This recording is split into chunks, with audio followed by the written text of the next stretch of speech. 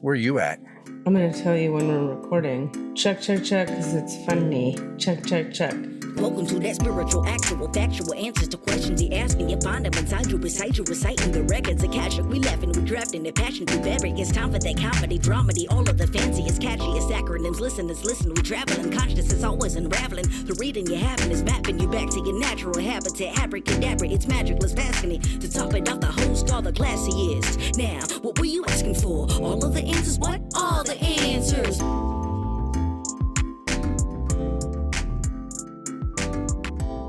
All right, so you asked before we started recording, where am I? I'm in the bedroom of our new house. Yeah.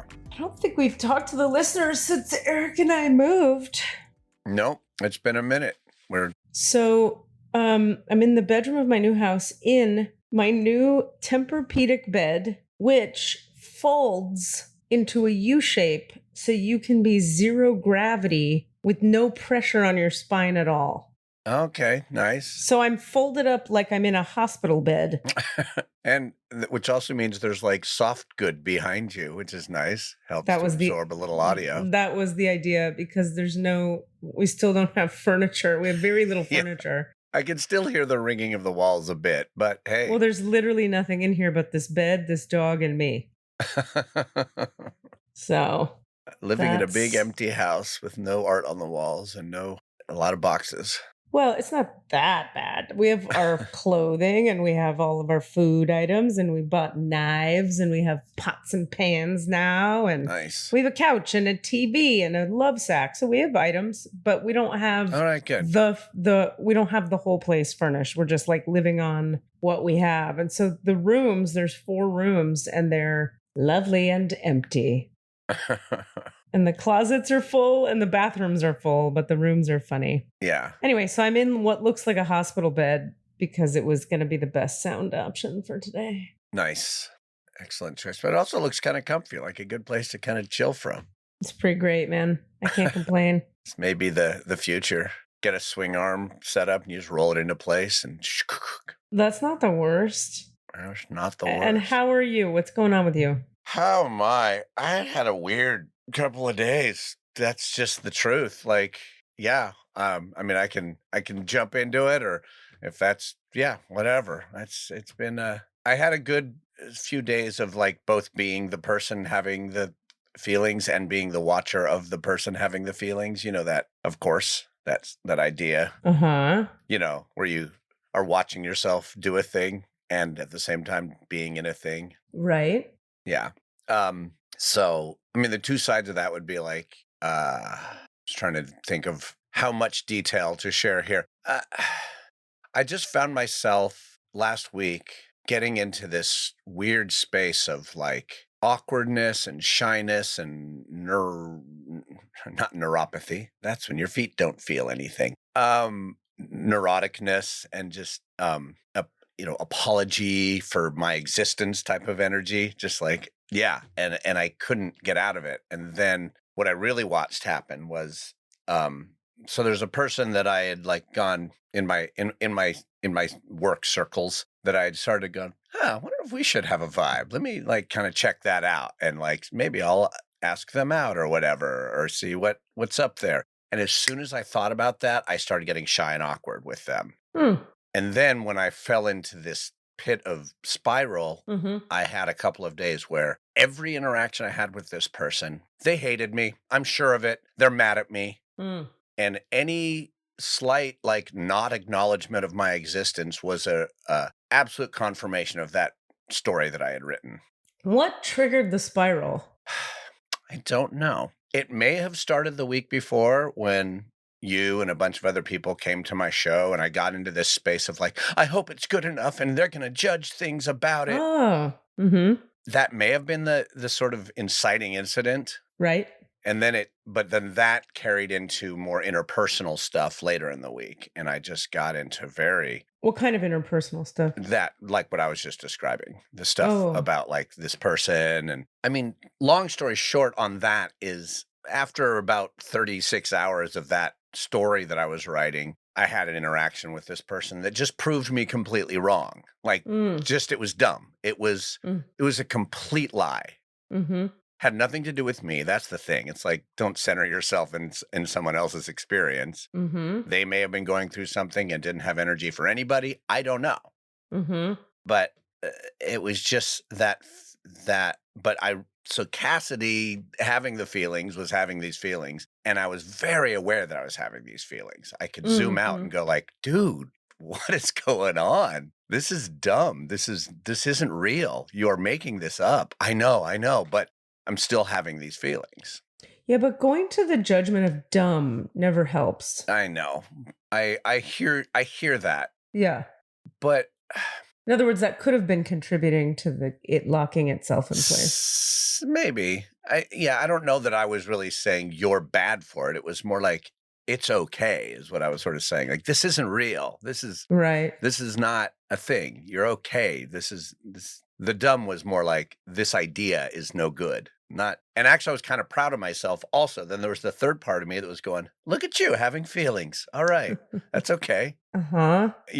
And I was sharing it with a couple of people, just saying, not being specific, but people were like, how are you? And I wasn't going, I'm great. I was like, I'm a little neurotic right now. I'm feeling insecure. I'm feeling not in my center. Mm-hmm.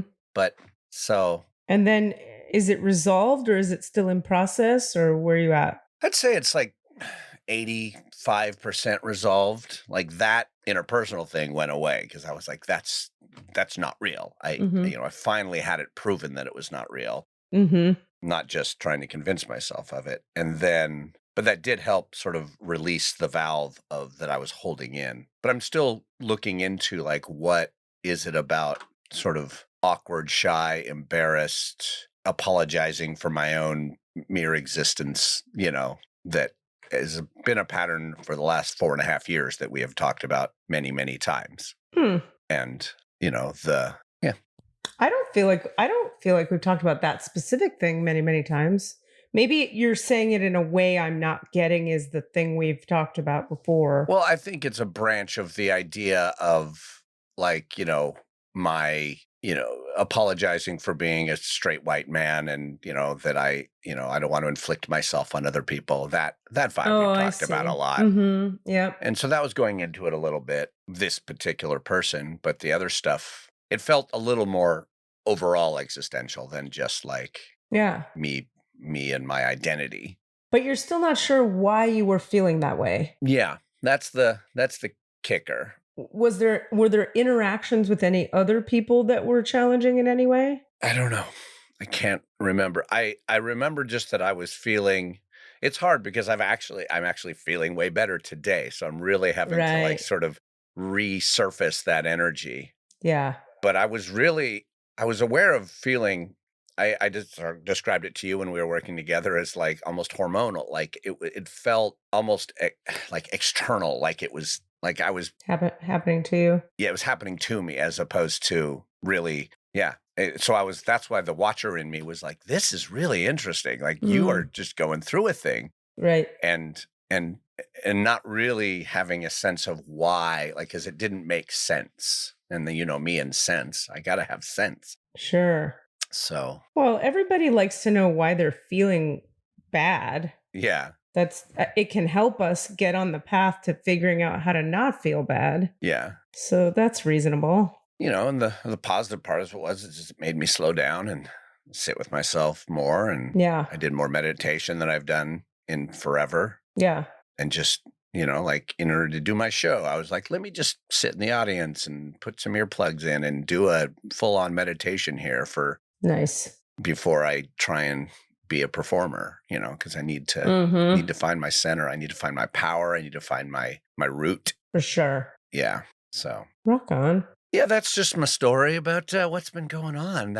I'm trying to. I don't know if there's even a question to be asked right now. Maybe that'll emerge if we want to dive deeper into it. But you saw me. We worked together, and you might have sniffed a vibe, or I told you directly too. So.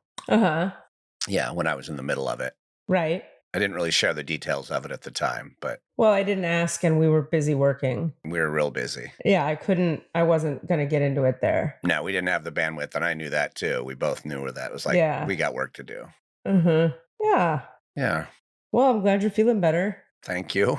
That's nice. Yeah. I'm not sure what the sort of overall question is. The question is like, for me is just sort of talking about this idea of when it's truly from within, or whether it's like an external force, or whether it's the fucking moon, or whether it's, for sure. like, is this a childhood trauma that I need to heal? Or is this just that it's a fucking blue full moon that's doing its thing on me, and I just need to let it for sure do its thing? I don't know. It was also the Lionsgate portal on the 8th, and like there's been some timeline split stuff people are talking about, like where there's been a lot of opportunity. This is a good thing to talk about here. A lot of opportunity for people to step onto a new, people call it timeline. I don't really like that particular framing, but there have been, from my perspective, a lot of activations lately that allow for the death of a lot of things that don't work anymore, and the stepping into a choice for a new reality for different people. And what that looks like for different people is going to be different. So whatever trauma or unprocessed pain or feelings need to be felt or processed will come up in the face of a timeline jump, or you could say a frequency shift. Like if you're stepping into letting go of lower frequency activities or whatever, or people, relationships that don't work, or jobs you don't want anymore, or whatever it may be. Sometimes we're at a place emotionally, psycho-spiritually, where we're ready to just step into that thing. But sometimes we'll take the step, and in taking it, all the stuff comes up. Right. And so that's normal and appropriate. And I want to just validate that for anybody listening for whom that may be relevant. And also sometimes what happens is an activation occurs that's it's motivating it's like pushing the higher self to take a next step, like pushing us to, in our lives, actually do a new thing. But in order to even be able to do the new thing, we have to process a bunch of stuff that comes up. So it can either be you do the new thing and that brings your stuff up, or your stuff is up so you can get ready to do the new thing. Right. Either way, the stuff has to be dealt with. Yeah. Now, sometimes if you're in a situation where you've dealt with all the stuff and you're ready for the upgrade, and then you upgrade, the shift is still weird because now you're in a whole new space. Yeah. Energetically or physically or relationally or whatever the case may be. And you're standing there like, well, this is fucking new. Yeah. I don't know how I do things in this. Where do I put my hands? So that's also interesting. Yeah, it's the prayer that that we sort of customized from that one book a while back. Yeah, it includes that framing of like, please connect me to the energy of Archangel Gabriel and help me to receive the highest vibrational frequencies that my body can hold right now. Right. And then it says, please help me to integrate the higher frequencies of Archangel Gabriel with ease and grace. And I think that idea of integration is very important. It's like, sure, we just did a level up, but you got to now integrate it. Get used to this new level up. You got to integrate it because that's the deal. You're still in transition. You may have, yeah. It's like you just moved to a new climate and now it's really hot. Shit, I didn't know it was this hot here. Mm-hmm. Mm-hmm. You're talking about literally me, or you're talking about metaphorically a person? Metaphorically a person. Yeah. I'm just saying that idea of needing to integrate the shift. Yeah, totally. I mean... Yeah, it's not just like, oh, I'm magically now a new person. Yeah, there's a whole integration process. Absolutely. I have a friend who's going through it in an interesting way where he's like, I invited him to our housewarming party, and he was like, I can't leave my house right now. Wow. And I was like, are you okay? He was like, yeah, this timeline jump has me. I read a thing that I really resonated with where he was like, they're talking about like when you really disengage from heavy old things and you don't want to go backwards into them, it can be very draining to even just deal with the stimulation of the outside world. And this is something we talk about at Sufi school and all the healing schools I've been to, where it's like you just feel sometimes like in the midst of certain changes, like you just need to stay in the cocoon so that the caterpillar can become a butterfly. And yeah, so that's where he's at with it. He's an Aquarius, so he's pretty tapped into a lot. And then I want to say this for people too, in case this is useful for anybody. You know, when we process trauma and or grow emotionally, any kind of growth, we become lighter. And in the spiritual circles, we're always looking to become lighter. Everybody wants to be, it's all about more and more light, right? Hold on one sec. I'm going to mute this for 1 second. I was raising the bed more. I wish we'd left that audio in. Okay. 1 sec. I was just getting really uncomfortable. Now I'm going to lower the feet. Can you hear that? Oh, yeah. Oh, that's better. Oh my gosh. So becoming lighter is what like spiritual people are after.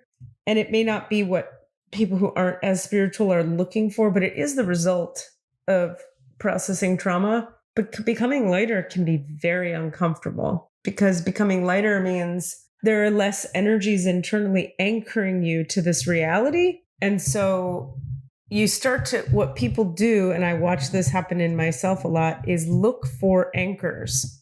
And they're usually unhealthy. So it'll be like, let me eat more pizza today because I need to feel that heaviness of like what it is to be me. When what it is to be you has actually changed and lightened a ton. You're just not familiar with living as what it feels to be you now. So we look for anchors. People go back to like bad relationships. People try to pick up a new partner. People go back to an old career, like just anything, drugs and alcohol, anything that will just feel like me again, because it's very uncomfortable to become a lighter version of yourself. Yeah. So there's that too. Right. And you also like miss those things because like it was fun to get hammered. Yeah. You know, I enjoyed that, even though it was also covering up my pain or whatever. Of course. Or it was fun to indulge in those. And we do talk about like lower energy or lower sort of the lower self stuff also being important.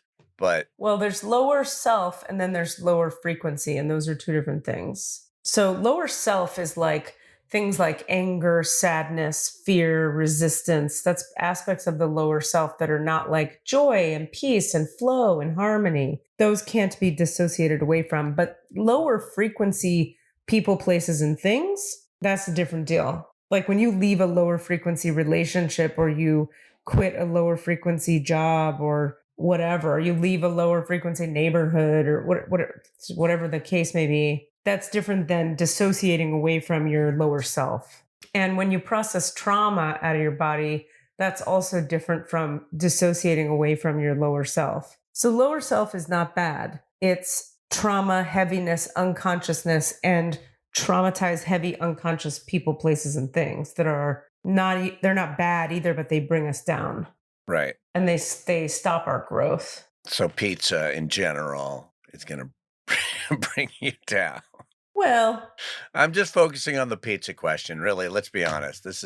I want to know, is it okay for me to eat pizza? you should always eat pizza every day. Okay. Three thanks. meals a day. 3 meals a day. All the dairy and wheat you can fucking cram into your gullet. I don't think dairy and wheat are necessarily bad. It's just when they're not working for you, people need a break. Yeah, absolutely. Yeah. Yes. So all of that, and that's been happening. Yeah, I'm definitely, I'm literally in a new space. It's a trip and a half. I want to know what that's like though for you. Like, what are you going through like in yourself lately? Because Yeah. it's been a ride for the last couple of months, not just the house, but like the business taking off and really doing a lot of that. And just your priorities feel like they have shifted significantly in your... Yeah, and they're shifting again. Yeah. Yep. And like if you're out there and you're like, why is it changing again? You can think of me anytime you need to, because everything shifts for me all the time. That's my entire lifetime. It's just a tying up of loose ends. So like I worked through a piece of karma, and then now we're doing a whole new thing. And that's my reality. Yeah, the move, we got here. I mean, God, there's so much I can say about it. It's a perfect example of, it's so light living in this house. and in that yard and in our neighborhood, it's like I'm in space. I'm just floating in space. It's very incredible. Yeah. I mean, I don't know what to say beyond that. We do have a new climate. I am adjusting to heat. There's more heat in the deep East Bay than there is to the East Bay. So that's a thing. But we have like air conditioning here, which we didn't have in the East Bay because you don't need it because you have wind. Yeah. The weather's already become milder though, because it's later in the summer, which is nice. We're meeting our neighbors. We have like a neighborhood. So like we like walk the dog at night and there's like nice people and it's calm out and there's no threat to your life that I was sort of confronting all the time in Oakland. Like anytime I had to go to that Target in Emeryville, it's like, well, everybody's wearing their bulletproof vests and whatever, all the, and there's a kind of creativity energy in the East Bay that I do miss. Whereas here there's just sort of a spaciousness. It's a trip. It's a real trip and a half. And then there's a lot of commerce out here. Things are very like American commercialism commerce in Walnut Creek. Like everywhere you go is a beautiful store you can shop in, or a car dealership, or pretty people getting prettier,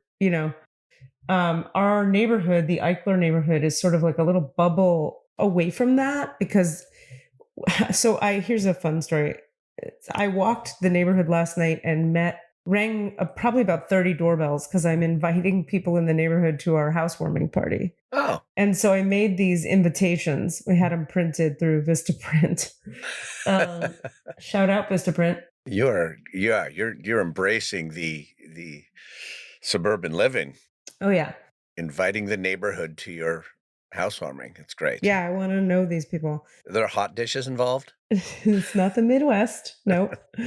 But like as we were walking, I was with my new friend who I really adore, who lives in the neighborhood. So they're all Eichler homes, right? So the kind of people like Eichler homes attract a kind of architecturally aware person. Uh-huh. And, there's a lot of gay men, uh-huh. a lot of gay male couples, a lot of Jews. I'm one of those. And a lot of lesbians and a lot of artists. I've run into like every other house was a Jewish family, a Jewish gay man couple, a Jewish lesbian couple, or artists. Like there's a cellist down the street and another jazz musician over there. And like a bunch of those are overlaps. Well, that's the lesbian artist couple. That's the Jewish gay male couple. That's the Jewish artist. Yeah. Yeah, exactly. So it was really cool to like, that's been our sense of it, and the feeling of once we meet everybody that there's just like a certain kind of,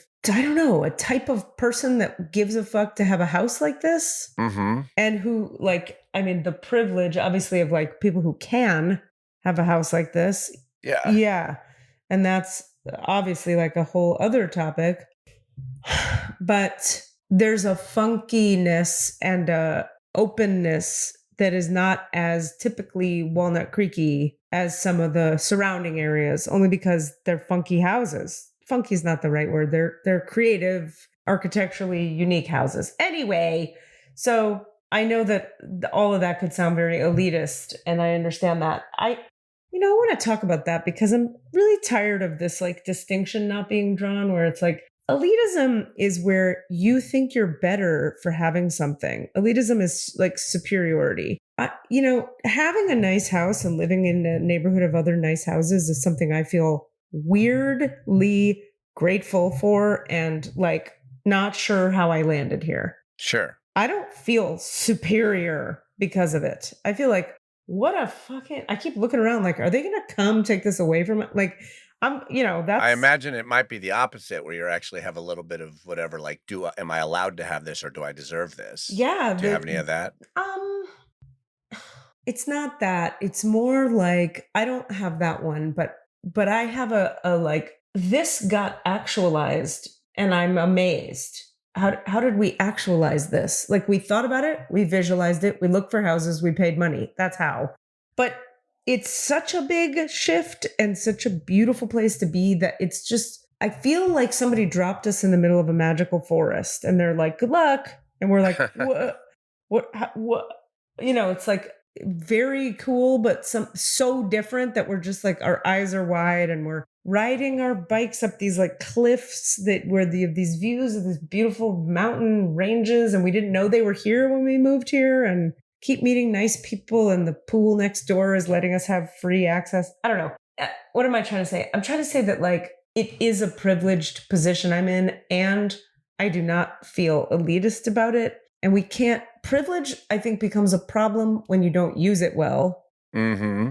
And when you're not aware of it, and when you take it for granted, and when you assume everybody can have what I can have, none of that's going on for me. And yet we're in this beautiful place. And that feels like what's that word?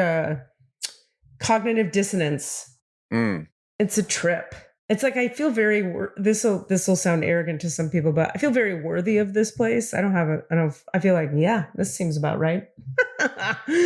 But that's because of how I was raised. This is very reminiscent of my childhood kind of vibe. But B, because I've done a lot of fucking work and I just feel that way a lot.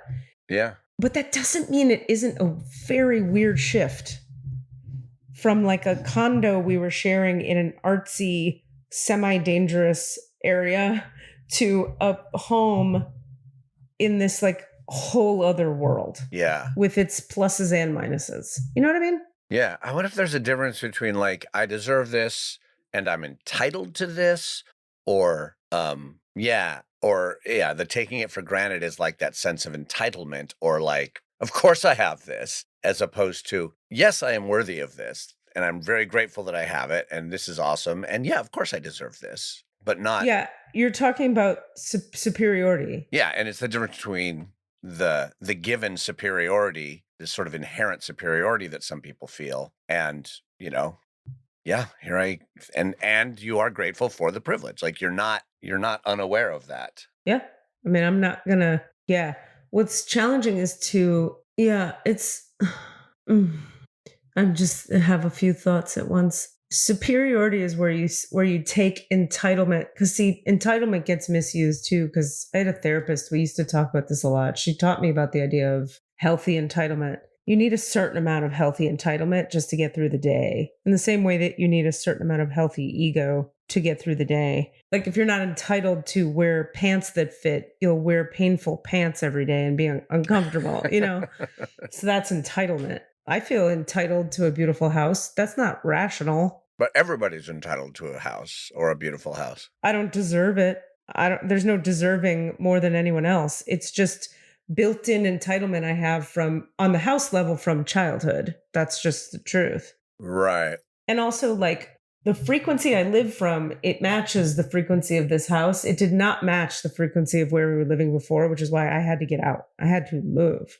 So my frequency is like, relaxing, because it feels like this is where I can be as large as I am and as vibrationally whatever as I am. So that is a kind of entitlement, but I think it's a healthy entitlement. It's like if you book an acting job, you either believe you're entitled to that job or you don't. Yeah. You're either wrestling with, I'm good enough for this and let's do it. Or you're wrestling with, you're either in surrender to, I'm good enough for this and let's do the job now. Or you're struggling with, do I deserve to be here in this job? Or, I feel guilty because someone else didn't get it because I got it. Fuck that. Yeah, exactly. Yeah. No, I hear that. Yeah. It's a trip. The whole thing's a trip. I'm in a place too where just like a lot of things are falling away. Things that I don't know. A lot of things are falling away. I'll give you an example. Like when you move away, 20 minutes away, you realize like in terms of like who you're inviting over, who you really care about. Right. Because now you got to make an effort to go hang out with people. So it's like, am I going to make the effort or not? And then I had a thing happen. This is a small example, but was I telling you about this? No, I was telling someone else. I'm trying to think of how much to say. There was an organization that you know of that was sending some actors into corporate environments to do trainings. And I was co-teaching a particular training, the curriculum of which we built as a team through this organization. And we did it for years. And then COVID hit and all that work dried up. And it's been like 4 years and none of us have done it through this one organization because they didn't have any work. And the person who was facilitating it and setting the gigs up got a better job, a higher paid job somewhere else.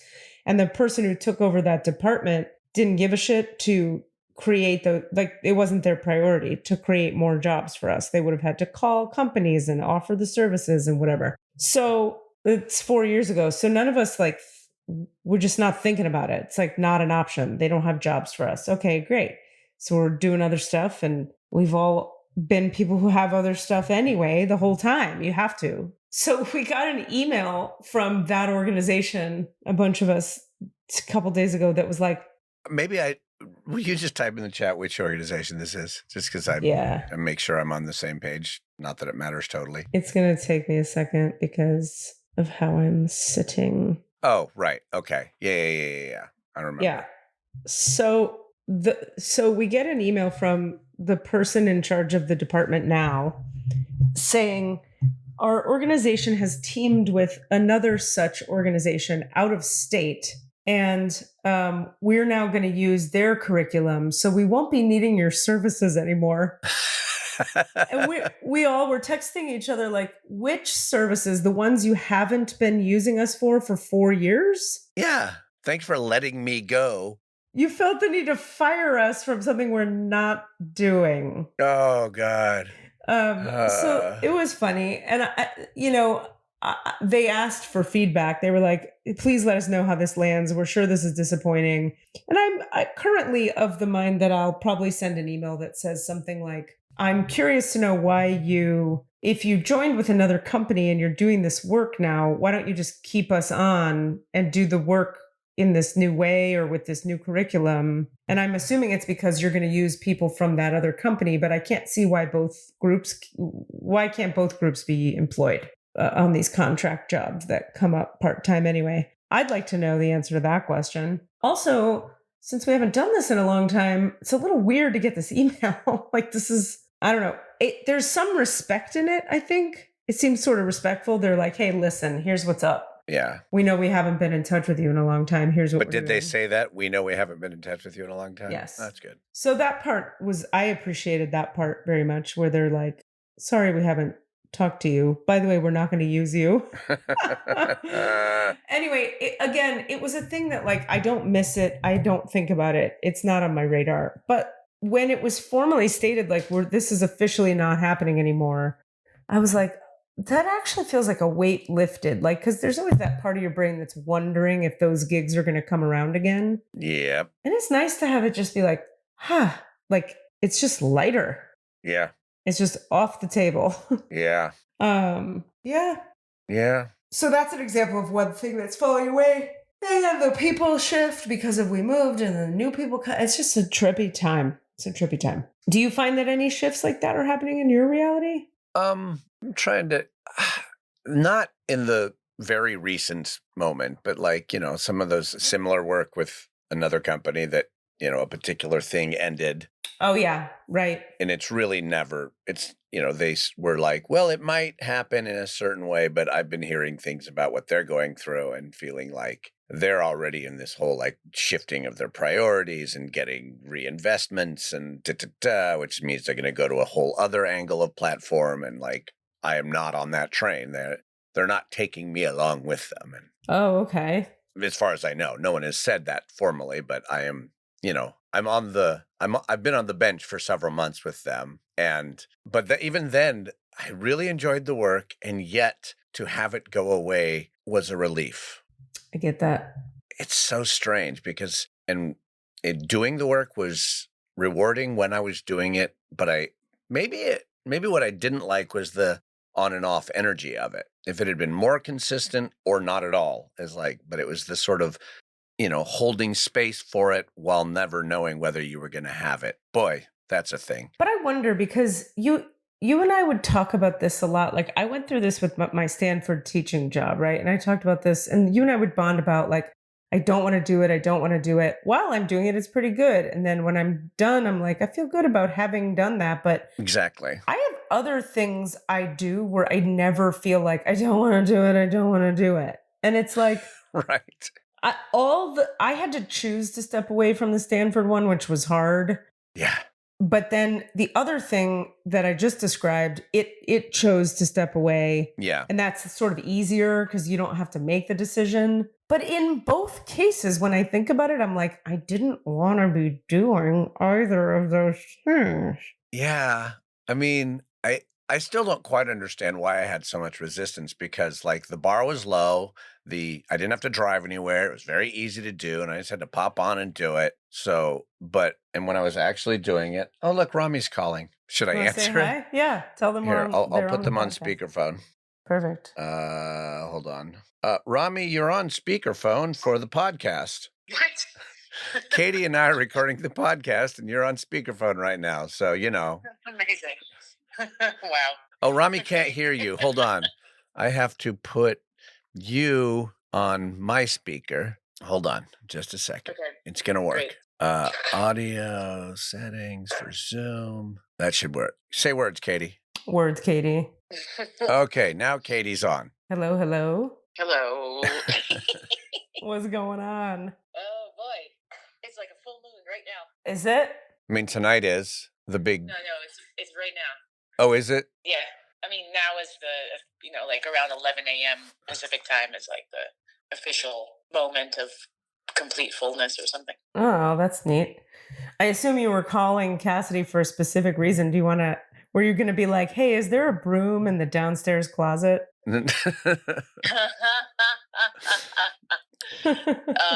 Did you pay that particular bill or arrange for? Yeah. Right. Yeah. So but never mind. What are you talking about? What if I'm not? It might be a happening? useful one. We're talking about things falling away that don't serve you, but even things you want to do, but you also don't want to do, like jobs that we've had that went away, and we were relieved that they went away, even though they were something we enjoyed doing, but also dreaded doing.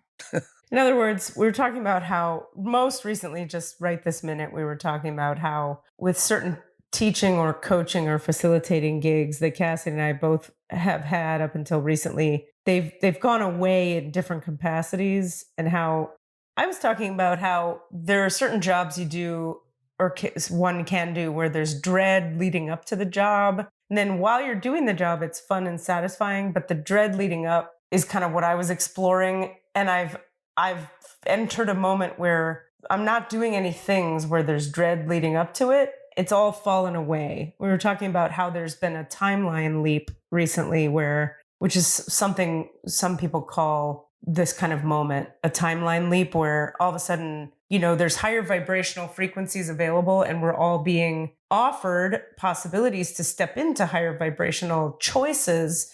But that when we do that, we lose the old lower frequency things, and there's grief with that, as you know. And yeah, we were talking about that as well, and how this is a real big moment of that in the collective. Wow, that's really a timely thing to hear for me.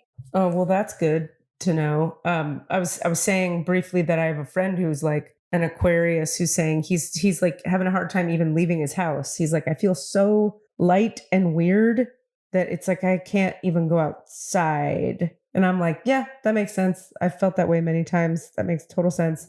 Given like this full moon, the Lionsgate portal, the timeline shifts, it's all happening. The astrology is pretty potent at the moment. Yeah.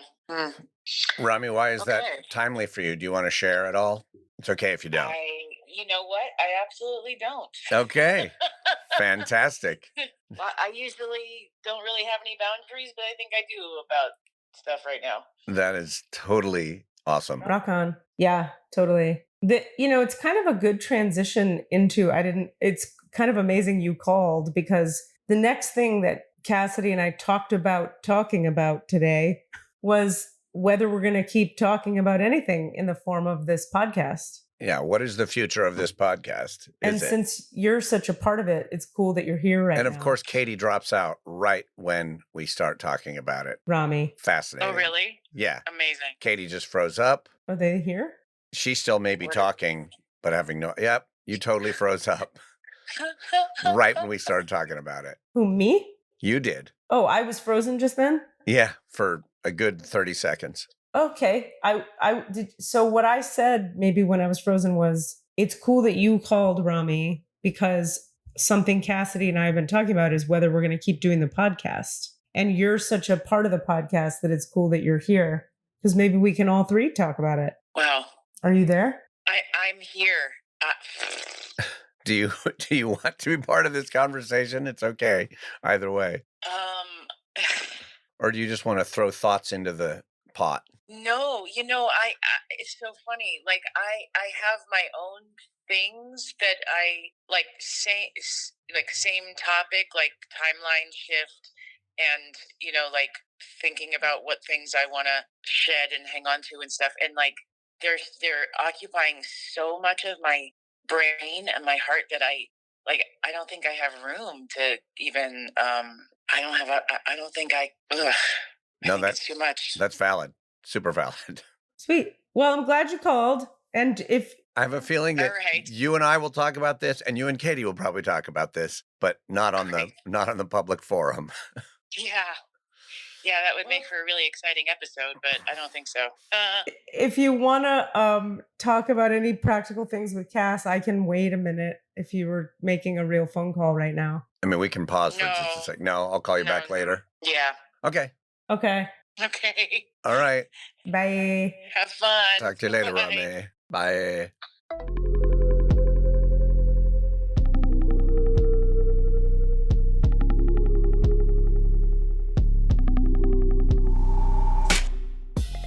Hey, what's up? It's Rami. I am in Ashland, Oregon, and there are so many deer here. So many deer, so many. And I'm familiar with deer. I've been around deer. This is another level. And I've always heard that about Ashland, but now I'm seeing it, and it is wild. Like, on a daily basis, I'm not about to tell you I see a deer daily. No. I see many more deer than that. But I would say on a daily basis, there will be a case where there is a deer in my way. Like, I need to go over there, and there's a deer in my way. And, and I'll have to navigate the deer because, honestly, they don't always move for you here.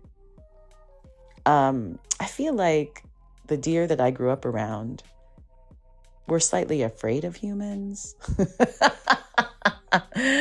Anyway, not the case. So sometimes they move for you, but other times they don't. And, in the time I've been here, the last 2.5 weeks that I've been here, I have seen deer use the crosswalk.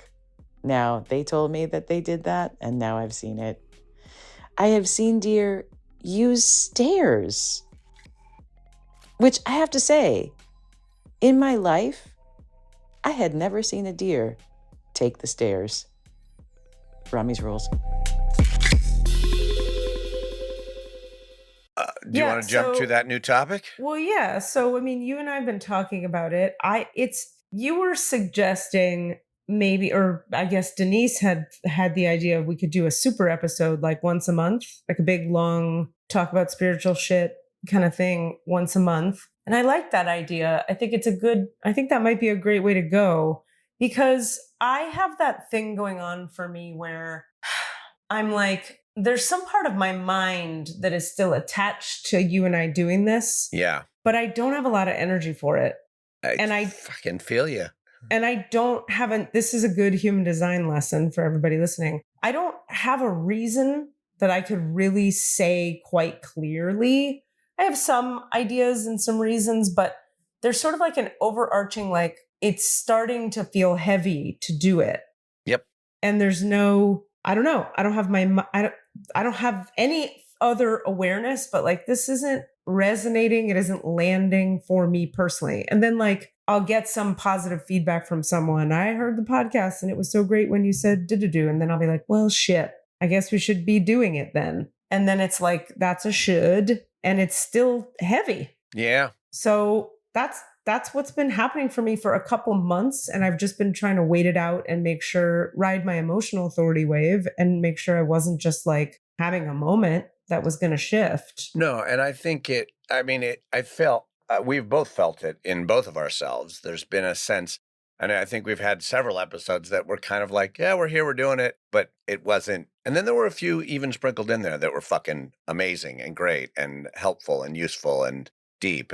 But I mean, my sort of overarching thought is like, I do want to just sort of share like what the podcast means and has meant to me up to this point. Like, That's great. I love that's that. huge. Like, I'll start crying right now talking about it. But like 4.5 years we've been doing this, more than 4.5 years. What? We first started recording in like December of 2019. Wow. So we're coming up on 5 years of recording. We started releasing in like March or April or something like that.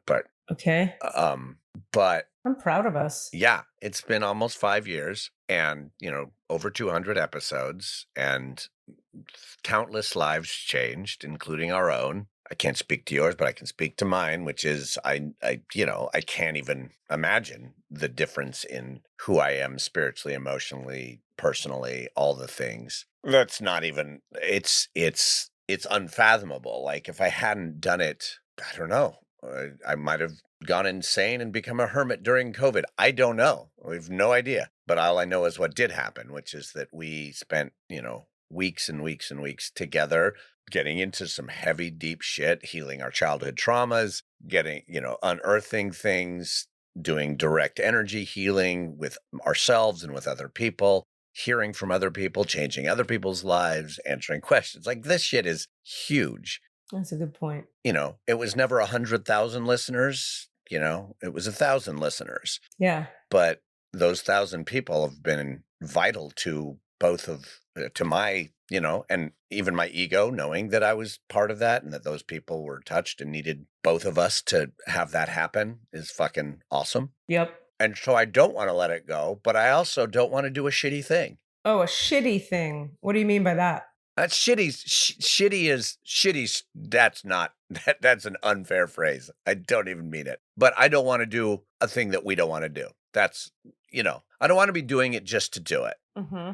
Like, oh shit, we got to schedule something this week. Neither of us has the energy, bandwidth, emotional space, or even desire to do it, but we're going to do it. Or we're not going to do it. So We've that would skipped be- multiple weeks. That would be the shitty version. It's not a shitty thing. Then that's called doing something from obligation rather than from choice. Yeah. But then there is like, I do feel somewhat like obliged in the sort of more universal sense, like that to be of service to the collective. Mm-hmm. So is that an obligation or a sense of, or a desire to be part of something? Well, what I would say to that is you can be of service to the collective, maybe just not in this form right now. Because if you were Yeah, meant, but I like this form. but if you were meant to be doing it in this form, it wouldn't be something you don't want to do. But to that end, the idea of, you know, once a month, being able to set aside 3 hours once a month, Yeah. that seems not at all an obligation. That sounds like a party to look forward to for me. And so for you, is it about, tell me more, is it about the time management because you're doing plays again? It's the time management between the two of us that our schedules don't sync up. And so it feels like we're constantly doing a big ask on the other to like find the time. And Oh, interesting. it feels, and you know, it's almost like dating where it's like, if you don't, it's like, if you reach a certain point of trying to get your schedules to align, And they don't. and then it's like, do we even want to hang out? We do want to hang out, but now we're like doing it to fit our calendar as opposed to fit our soul, you know? Right. So we're back to, do you have energy for it? Is it satisfying? Does it make you feel more like yourself? Which are the generator questions. We both happen to be generators. Yeah. And like, I think it's just that simple, right? It's like, do you have energy for it? No. Yeah. Well, so for me, the answer is yes, less often. I see. Like make more of it's like looking forward to a party. You know, I don't want to go to a party. I don't want to go to karaoke weekly anymore. I thought I did. Right. But once a month, oh, God damn, yes. Hell yeah. Fun. That makes sense. You know, like, oh, I did put it on my calendar and I had to move things around to keep it on my calendar, you know, and that's okay because it's only once a month, for crying out loud. That's great. You know, I can make that happen. Yeah. It's the idea of like a party versus work. Cool. That makes sense. So those are my feelings about it. I don't know. How does that land for you? Well, no, I hear that that's true for you. That's cool. If that's what's true for you, I love that for you. That's great. I have to see if I have the energy for it once a month. Right now, it sounds good that if we were going to wait a month from today, let's say, to do a next one, and the next one would be like a big 3-hour party or something. I can do that. That sounds fun. I have energy for that. Mm-hmm. And then we'll have to see after that. It's funny. I feel like, talking about this right now, I'm like, it's a little, I feel like I want to do something a little more ceremonial. I'm sort of like, my energy today is like, okay, cool. So bye. Yeah. Like Yeah, I don't think this is this is where we're talking about it, but I don't think this is the let's make a decision day, maybe. See, to me, I think it is let's make a decision day, but it doesn't feel ceremonious enough. So I want to like give us and the listeners something a little more like ba-boom, like a button that signifies the shift into the new form. Yeah. I don't know what that is though. Do you? No, not today. I don't necessarily, but. Well, let it sit then, and maybe something will come to us. I mean, maybe we want to put something even out to our people, but they'll hear this in a week and a half. Right. Or 2 weeks, really. What is today? Monday? Yeah, they'll probably hear it in 2 weeks. And then they'll respond, probably, if they do, and say, and they'll have their opinions about what they want or need or desire or whatever, or they won't. And then, within a week or so after that, we would maybe be recording another big episode or not, depending on what's happened to us in the meantime with our own decision-making processes. Or do you and I right now commit to at least one more huge episode in a month? I think that's what we should do. Which may be either the final episode or it'll be the launch of the new idea. That's a great idea. Yes. So I'd like to say that like a month from now, so today's the 19th of August. Wow. You want to hear something crazy? Yeah. Okay. Wow.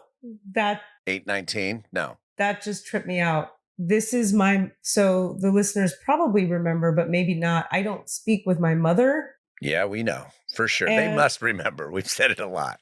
Well, I mean, if you're new, you might not know. And we had some new people come on.